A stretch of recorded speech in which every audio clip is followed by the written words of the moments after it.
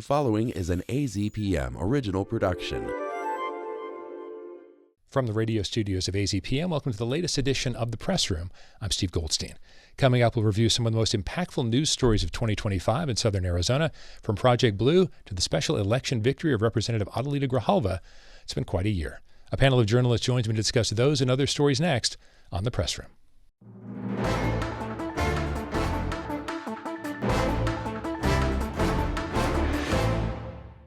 And welcome to this special year in review edition of The Press Room. I'm Steve Goldstein. Our acclaimed journalists joining me today are Caitlin Schmidt of the Tucson Spotlight, Jim Ninsel of the Tucson Sentinel, Tim Steller of the Arizona Daily Star, and John Washington of AZ Luminaria. Thank you all for being here. Just as it wouldn't be a press room without a discussion of Sheriff Nanos with Caitlin Schmidt, would not be a discussion without Project Blue and John Washington. But as this is a year end, I want to kind of do an overview, John. So I mean, all of you have been reporters here for a long time. What is the impact of this effort to build Project Blue kind of done to or for the community, specifically Tucson, but then out to Pima County a little bit? Yeah, that's a good question. I think in one regard, it's certainly galvanized local residents who turned out and organized very quickly and were expressing their very voluble disapproval of how both the county and city negotiated and laid out this project, as well as what the actual environmental impacts would be. Mm-hmm. So you have seen the resurgence, and more than I've seen in many years, of a really sort of organized resistance movement. And they've been advocating not just against Project Blue, but they've gone up to Marana. They've focused on a couple other issues.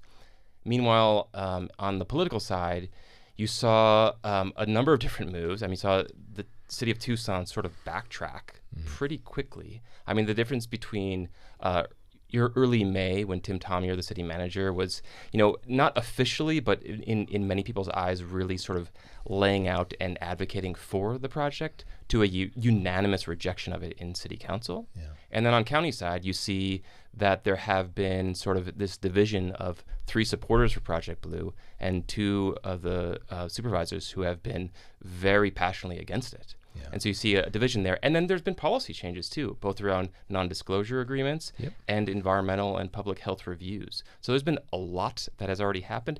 And the fight is not over yet. There's a lot still to come as well. Yeah. Caitlin, what are your thoughts about the impact it's had here? Yeah, I mean, I think definitely one of the biggest stories of the year, obviously. That's why we're discussing it. But I mean, it's spilling over into other topics now as well. There is some discussion of an ICE detention facility going up in Marana. And during public forums, Project Blue keeps coming up as another concern, but also as people are kind of becoming aware that once these wheels are in motion, you can organize, but there's very little you can do to stop it. And perhaps the best thing to do is to get ahead of it and figure out ways to exercise oversight, mitigate potential damages. So I think it's kind of changed the way people are approaching topics like this for certain. I'm also curious, Tim, the quality of life concept, because that comes up a lot with protecting the environment. And I think anyone living in the desert would think to themselves, yeah, protecting water, protecting energy, that would make sense. And yet we've talked about this a lot in this program. A lot of other people talked about other places. Economic development, that's a struggle to some extent in southern Arizona. So what have we learned, if anything, about the balancing act? Is it the same sort of arguments we've heard in Arizona for a long time, economic development versus protecting the environment and quality of life? Has Project Blue evolved that in some way? Well, I would say, yeah, it is. It has taken this to a new level in a way, because we're talking about societal issues that are not unique to Tucson or even to the United States.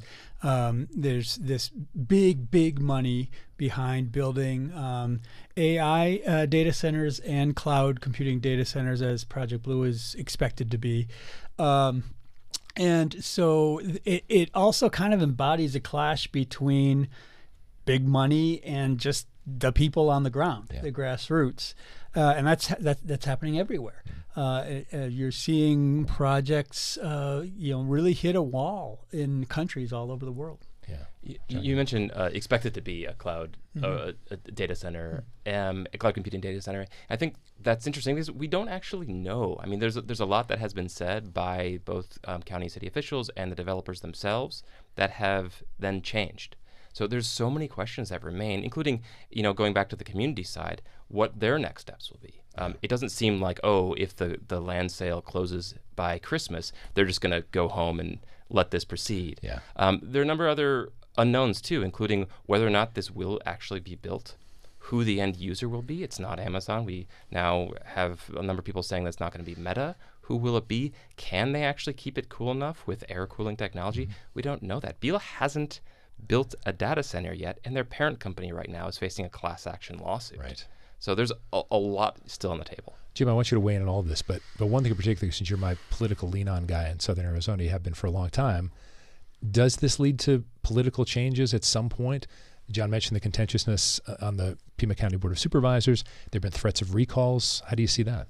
Well, a recall is a very, very challenging thing to undertake. I don't know that we'll see that. But I would say that depending on where things go from here, the Democrats who have supported this on the Pima County Board of Supervisors may find themselves facing primary challenges in a few years, depending on how big an issue this still is at that point. But I think everybody here has made great points about this issue, and I think the one thing that I think our politicians should take away from this is that the level of secrecy that was behind this whole thing and the long process behind closed doors of developing it was probably a miscalculation on their part, and they should be more open with the public about what they're doing.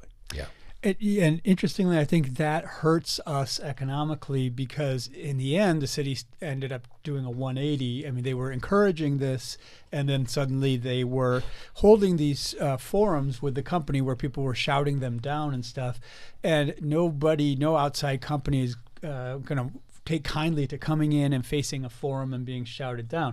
So with more openness, they likely would have encountered the opposition before getting that far down the road and not have made themselves, that is the city of Tucson, look bad to outside investors. Yeah. Would that have been helpful? I think absolutely it would have been helpful. Okay. I don't know if that would have won over the city and the people who are against it. One thing that I thought really underscored this whole fight that happened in late December at the last supervisors meeting was Andres Cano, who pointed out Tucson and Southern Arizona's history with big development projects that have had very adverse impacts on people. He actually cited his grandmother who died from beryllium poisoning from the brushworks, I think it was called Brush Wellman. Brush Wellman factory. And, of course, we have other instances of the Davis Mountain or the airport. And so I think one thing that going to the secrecy is just there have been a lot of people who want the community and the public officials to slow down and lay out and let the community really see both sides of it for longer. Yeah. Caitlin, wrap us up on this one. What are your thoughts about the secrecy impact and how it could lead to other projects or not other projects? Tim's point is interesting. Do you want to come and get shouted down? Well, you do if you think you're going to make billions of dollars, I suppose. Right. Well, we did see Amazon back out pretty quickly, though. I mean, I think both the Board of Supervisors and the Tucson City Council learned some really hard lessons in this about how to do things and how not to do things. But I mean, the one common thing was that they were too secretive along the way, and nobody takes kindly to that. This had been in the works for years, and we had them scratching their heads and acting like, oh, I don't know what's really happening. I mean, as the Luminaria found out, 2023? I mean, literal years. So hopefully they'll be a little more transparent about these things. Yeah. So, Jim, 2025 also saw the passing of Congressman Raul Grijalva, which led to this special election, which I'll get to. But, obviously in the week that followed his death, we talked a little bit about, just give people a Cliff's Notes version of why he was so important to Southern Arizona. 50 years, half a century here. And when I mentioned that number to him in my last interview with him, he said we should really find a better way of talking about that because it made him feel very ancient. But he was, a presence on the education front, on the environmental front, on the Native American rights front. A really important impact over the years for those issues and others in this community, and you saw that with the outpouring of at his funeral at St. Augustine's Chapel, which was totally full, and you had people like Nancy Pelosi and AOC coming in to deliver eulogies for him. And I just think his impact is still being felt, given that his daughter is the one who went on to replace him in Congress. Which we'll certainly talk about in a moment. But Tim, one thing that, and I don't know if everyone at this table said it, but whenever we talked about it, it was just how accessible a congressman, especially even though he became a famous politician, was. When reporters or journalists called, he would want to talk to them. Did you find that to be the case? Yeah, he loved to talk. Yeah, it was great. Yeah, he loved to sit down, and there were people who would try to get him not to talk. but yeah, that was very nice. So let's talk about the impact of Adelita Grijalva being his successor. I don't think we were surprised, but there was talk for a while that Secretary of State Adrian Fontes was going to get in the race, decided against it. Probably good for his career to have not done that.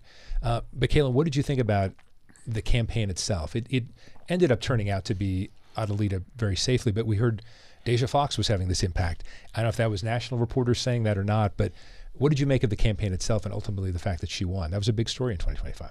Yeah, I mean, I thought she walked a fine line of not leaning too heavily into her family history and her father's legacy, and really trying to carve out what this would mean for her as a politician, as a leader, as a member of this community. I was definitely surprised that Deja Fox pulled out as much of the Democratic vote as she did, which is certainly very telling. But, not a surprise that Adelita beat Daniel Gutierrez in the end. And I think we've seen her come out really strong out of the gates already once she finally was sworn in after a lengthy wait. She was the final deciding vote to release the Epstein files. She squared off against ICE earlier this month in some very compelling scene, and something quite chilling, honestly. I mean, to identify yourself as a sitting member of Congress and still be fired upon, I think we'll be hearing about that for a long time. And John, the 50-day wait is interesting to me too, because it's a situation where we have no idea how long she'll be in office. We expect this to be a safe seat, probably for as long as she would like to be there, as long as nothing scandalous happens. But the fact she had to wait so long, I mean, this is a tough question to ask, but are we going to think about in a year or two, oh, wow, how long she had to wait, and that's the headline, or is it going to be that she succeeded her dad and she's had some impact? I think definitely the latter. Yeah. There was a lot of talk as she entered the race about her sort of not being able to grow outside of the shadow of her father. And sort of, I think what we've seen is very much that hasn't happened. I mean, she is obviously her own person, is now very clearly forging her own political path. And at the same time, leaning into the legacy, or like learning from the legacy of her father. I mean, what happened with that 50-day wait was it cast a national spotlight on her immediately. And she used it. She didn't shy away. She stepped up. She talked about the Epstein files. She talked about ACA credits, the healthcare credits. And then as soon as she was sworn in, I think it was the first moves were really interesting. She went to the Rally for the Valley and, showed up in a remote part of southern Arizona. That's hard to get to. San Rafael Valley. Yeah. And she was, supporting the people who were against the border wall. And then as Caitlin, you mentioned, she was out there on the streets facing down armed agents, getting pepper sprayed, trying to stop an arrest, and getting in the mix. I mean, she has really had a monumental year. And I think she's so far really shown that she stepped up to it. Yeah, and Jim, she's shown herself to be a very comfortable communicator. We had her on the show right after she won, and having seen her in the debates and having been part of the debates, I was saying, but really one-on-one, I thought that she showed a more of a comfort level, and that may serve her well in Congress too. And accessibility, as her father was accessible. If you reach out to Juan Ciscomani's office these days, it's generally crickets. You don't hear back, especially if it's a contentious issue involving veterans cuts or something like that. You're not going to hear back from Juan Ciscomani. But I do think that Adelita is definitely somebody, you can text her directly. You don't have to go through layers, and you get a response. So I think, yes, definitely a much more accessible and comfortable with speaking with the press than a lot of members of Congress are. Now, you opened up Pandora's box. It is a year in review show. I did not tell you guys who was going to do this, but it just struck me. CD6, Juan Ciscomani. I mean, this is not, we're not taping this or anything, so no one's going to know. You don't have to say he's going to win or lose. Tim, odds that Juan Ciscomani retains his seat? based on what we've seen across the rest of the country, where a lot of races that were surprising for Democrats ended up. I mean, could this be a seat that has actually flipped? I mean, we hear it. I know CD1 in the Phoenix area. Oh, we're going to flip it.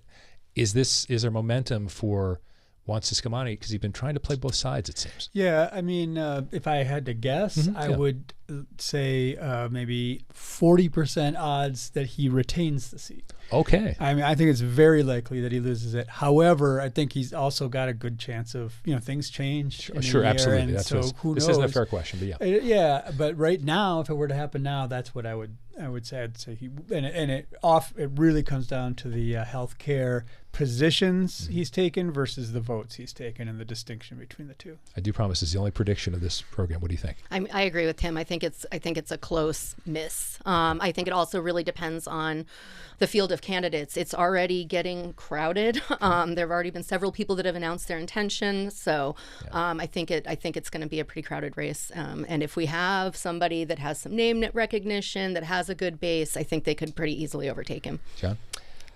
No respects. I think that the more interesting question is who is going to sort of back someone to really try to take him down, and how are they going to do that? And also how much the Republicans are going to try to support him. I mean, if Tim's right and it's around 40%, they might really not try to throw down and keep him in office if it's going to be a potentially losing battle.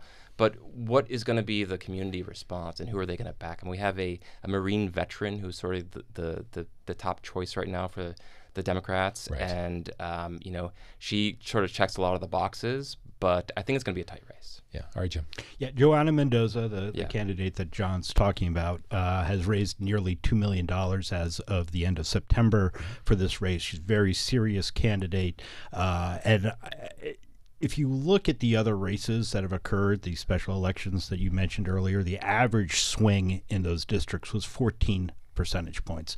Juan Ciscomani has won his races by less than 3 percentage points, the two races that he's had. So he can only afford to lose 3 percentage points. If it goes further than that, he's not going back to Congress. Okay, I'm going to put those in an envelope. Commitments. I will call all of you in about 11 months, and we'll figure this out. All right. Okay, John, next big thing I want to discuss is the impact of the Trump administration immigration policies. We've seen, obviously, over the past few months, actions at popular restaurants. We've seen ICE raids leading to a reporter and a congressperson being pepper sprayed. Will what's going on with enforcement, do you think, bring the community as a whole more together? Will it further divide us into camps of right versus left? What do you think? I mean, we haven't seen the level of enforcement in Tucson as we have elsewhere, LA, Chicago, Charlotte, now New Orleans. And I think what we've seen in those cities is that it has brought the community together and hasn't been divisive. In fact, it's been sort of energizing to both politicians and regular community members. And they have really stood up, and they have tried to push back. They've tried to circle around and protect their neighbors from immigration enforcement. It's almost surprising that we haven't seen something like that here. I mean, something like the enforcement. The raid that happened a few weeks ago, we've already mentioned, where Grijalva got pepper sprayed. Yeah. That was, maybe a harbinger of what's to come. But I think if it does, given all we've talked about, including around Project Blue and other issues, I imagine that the community will not be divided, but will actually step up to try to resist that. Okay. Caitlin, what are your thoughts? Yeah, I mean, this community has stood pretty firmly against immigration actions like this for quite a while now. I mean, several years ago, we were debating the use of stone garden funds by law enforcement to assist in immigration operations, and the community threw down hard on that, and Pima County supervisors backed off. So, I mean, I think this has been a rallying point for Pima County, Tucson for quite a long time, and I don't think that's going to change. I think we're going to see it galvanize that more. One other thing to mention is, the history of Tucson. I mean, this is where the sanctuary movement in the 1980s began and became a national movement. And a lot of those people are still here. Of course, they've aged a bit, but they've sort of passed on to the next generation some of that sort of pro-immigrant support and advocacy that has been in force, and it has been responding. I mean, No More Deaths, the Samaritans groups, etc. And apparently there's a book coming out in 2026. Should we know about are you working on a book? Yeah, about immigration detention and how communities have resisted immigration detention. So. Okay. Tim, yeah, go ahead. No, oh, yeah, I was just going to say, I mean, I don't want to overstate, I don't want to be too reductive about what the community is, because the fact is the community is very diverse. And so, like, when Mayor Romero the other day announced that there was an immigration enforcement action taking place, I think it was on Miracle Mile, there was a lot of pushback from people for her apparent encouragement of resistance to that. And so while there is a strong activist community, I would say maybe a majority sentiment in support or in opposition to ICE sweeps and that sort of thing, there's also a lot of people who swing the other way.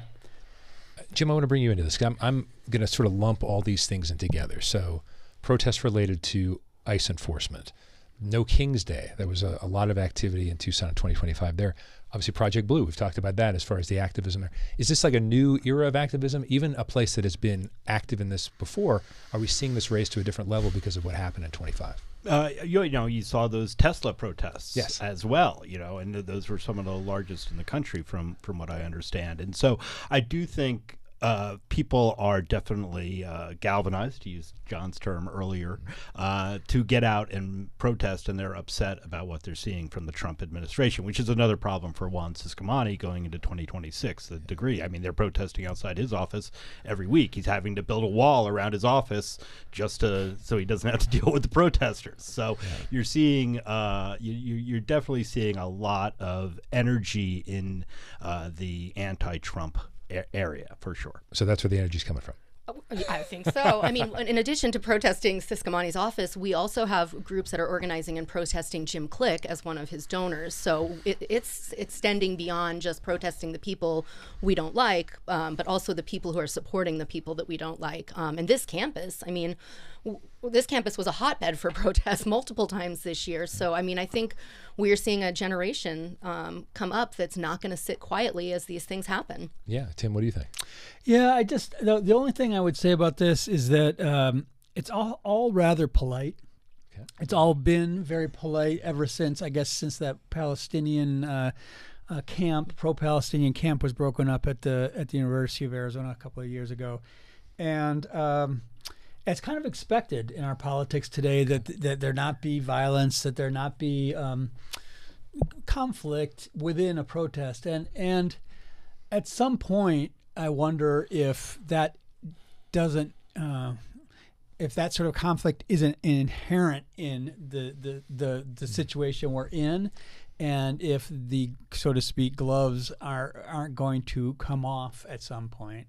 And if they don't come off, does that mean there's no impact? Or if they do come off, does that mean it's a negative impact? I mean, these are the things I think about. Yeah. I mean, we're less than a year into the Trump administration, and a lot of the policies that have been put in place, we're not yet seeing the full effect of them. And I think especially with healthcare, especially with the economy, I mean, we're obviously starting to see both, but we're going to really, I think, face different kind of changes in 2026 as the administration continues. And again, immigration enforcement that could come to Arizona in a way that we haven't seen in a while. So I expect a turbulent 2026. Okay. I hope it stays polite enough or without violence. But I mean, there is a lot of tension, I think, and not just about national issues. I mean, we've seen a lot of this sort of simmering issues in Tucson and Pima County as well. Just to clarify one point. The Kavanaugh ruling in the Supreme Court basically legalized racial profiling for immigration or detentions and such. And I mean, I think you just can't overlook how significant that is. That means they can come in and stop you because you look Latino, let's say, or brown, let's say, to be more specific. And that can be, and also we have a Border Patrol station here that sector here that employs, I think, well over 3,000 agents. If they were to want to use those agents, not on the border, but more internally, and if they were to do this sort of racial profiling, that's a dicey prospect. Yeah. Just a couple of minutes left. Kaylin, I did want to give you a chance to comment on Sheriff Nanos. From the context of this, when things like this happen, and he has said he does not want his deputies to be immigration enforcement agents, how does that, without feeling sorry for him per se, what does that do to law enforcement itself when they're being told things by the feds that local council members and local citizens really don't want them participating in. Yeah, I mean, it doesn't put them in a good position. It could potentially put them in quite a dangerous position. And we saw people were really upset at Tucson Police Department for coming and assisting with crowd control, saying that they should be arresting ICE agents and whatnot. I mean, so there really is a lack of understanding of what they are obligated to do and what they can and cannot do, and I don't think it's good for them. Yeah. Jim, I didn't give us much time to talk about this, Jim, but how does all that fit into the mayor trying to do the Safe City initiative and whatnot? I mean, again, we've got about 2 minutes left. What are your thoughts on that? I think they're separate issues, but I think that is one of the biggest stories of the year is the general community frustration with petty crime, with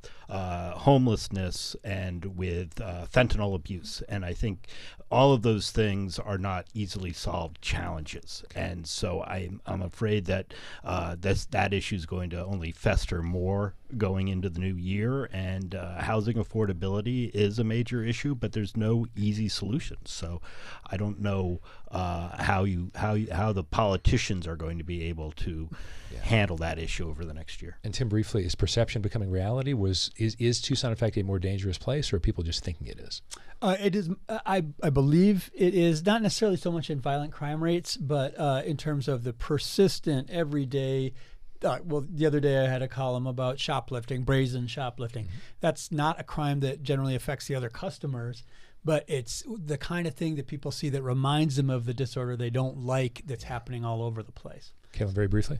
Yeah, I mean, I wouldn't want to be a local elected official in 2026. They've got their work cut out for them. John, about 10 seconds. Yeah, I mean, I think that the issues are not completely separate either. I mean, if you think of like the hammer nail dynamic and the way that if you're going to give law enforcement a tool to crack down, that's usually what happens. And that, I think, is one way a lot of people are seeing the Safe City initiative right now. Okay, that brings this year in review edition of the Press Room to a close.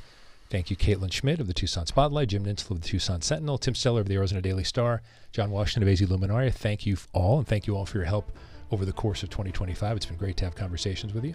Thank you so much for joining us on this edition of the Press Room. Back next week with a new episode. I'm Steve Goldstein.